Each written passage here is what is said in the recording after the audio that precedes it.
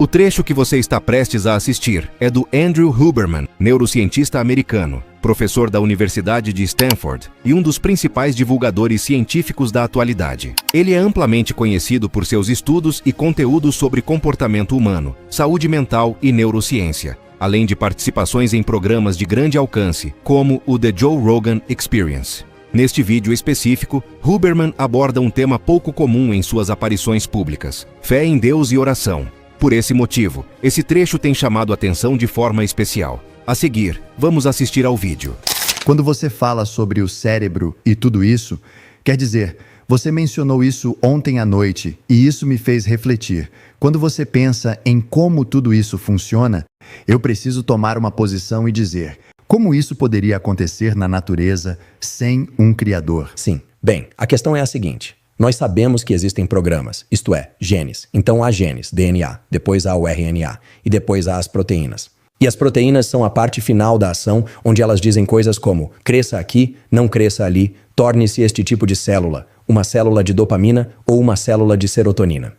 Nós sabemos que esses mecanismos são incrivelmente bem conservados, desde camundongos até seres humanos. Agora, certas coisas acontecem no cérebro humano que você não vê em outras espécies, como o desenvolvimento mais elaborado das partes do cérebro envolvidas em contexto e planejamento, especialmente. Mas os sistemas de memória, os sistemas que controlam hormônios, respiração, frequência cardíaca, eles são muito semelhantes, não exatamente iguais, mas muito semelhantes. Quando você começa a estudar e entender o desenvolvimento do cérebro, como eu estudei, ou a neuroplasticidade, ou a dopamina, você precisa, não importa se você é ateu, agnóstico ou crê em um criador, dar um passo para trás e simplesmente dizer: uau!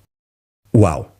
Agora, claro, existe essa diferença entre cientistas sobre quem acredita em Deus e quem não acredita, mas eu vou deixar isso registrado. Eu me sinto muito confortável em dizer que eu acredito em Deus. Acredito. Eu acho que existem muitas coisas que a ciência consegue explicar, e existem certas coisas que a ciência não consegue explicar, mas eu vou ainda mais longe e digo que todos os elementos da ciência são totalmente compatíveis com a ideia de que existe um Deus. E eu não sou o primeiro cientista a dizer isso. Quero dizer, Einstein acreditava em Deus. Carl Jung, um dos maiores psicólogos de todos os tempos, claramente acreditava em Deus. Existem muitos cientistas ateus, há cientistas agnósticos que ficam meio inseguros, que não sabem ao certo. E quanto a mim, eu fico absolutamente maravilhado diante da biologia. É simplesmente incrível. Estarmos aqui sentados tendo esta conversa, isso é linguagem. São pequenas ondas sonoras que você está percebendo e compreendendo. Quero dizer, é simplesmente extraordinário. E eu acho que o cérebro representa o ápice do incrível quando se trata de biologia. O coração é interessante, o sistema imunológico é interessante, o fígado é interessante, mas o cérebro é inacreditável. Pense no número de maneiras diferentes que você pode mover o seu corpo em comparação com outra espécie. Pense no que você fez hoje. Pense no que eu estava tentando fazer hoje. É espetacular. Pense na tecnologia. Essas luzes, os carros da Tesla, as naves espaciais, a internet. É inacreditável. Sim. E ainda assim, tudo isso é tão real. Então, sabe, poderíamos falar um pouco sobre como eu... Bem, vou apenas dizer isto. Secretamente, eu sempre orei. Cresci em uma casa de religiões divididas. Minha família é como a ONU. Temos pessoas da Guatemala, da Dinamarca, da Argentina, de Nova York. Todas as batalhas políticas estão na minha família. Extrema esquerda, extrema direita, libertários, progressistas. É uma loucura. Os jantares de ação de graças podem ser difíceis. Mas vou dizer isto, eu oro sim. Eu absolutamente amo essa ideia. Mas para mim, também existe uma crença profunda. Nós não controlamos tudo. Não estamos tão no controle quanto pensamos. E a magnificência da biologia e a magnificência da natureza, para mim, é impossível conceber como isso poderia ter surgido de qualquer outra forma. E a quem você ora? Essa é uma pergunta interessante porque eu diria a Deus. Sim, absolutamente. Inclusive comecei a ler a Bíblia recentemente, do começo ao fim. Sinto que é meu dever aprender e, de certa forma, comparar o Antigo e o Novo Testamento. Estou realmente interessado nas histórias, mas também sou fascinado pela história de nós, a história de tudo. Então sim, eu oro em voz alta pela manhã, às vezes novamente no meio da noite se eu acordo. E é só recentemente que tenho feito isso com mais frequência. Tem te dado paz? Meu Deus, tem me dado tanto, tem me dado paz. E isso vai soar estranho, e provavelmente as pessoas vão dizer, do que você está falando? Mas funciona. Havia coisas com as quais eu estava lutando internamente, coisas que eu simplesmente não conseguia resolver. Como você estava tentando resolver essas coisas, tendo respostas? Me disciplinando. Não é que eu fosse indisciplinado, eu tenho muita autodisciplina, mas eu sempre orava dizendo que queria remover meus defeitos de caráter. Eu sempre quis ter um relacionamento mais profundo com Deus, sempre quis isso. E eu ficava pensando, por que eu não tenho isso? Bom, isso é como dizer, eu quero estar em forma, por que eu não estou?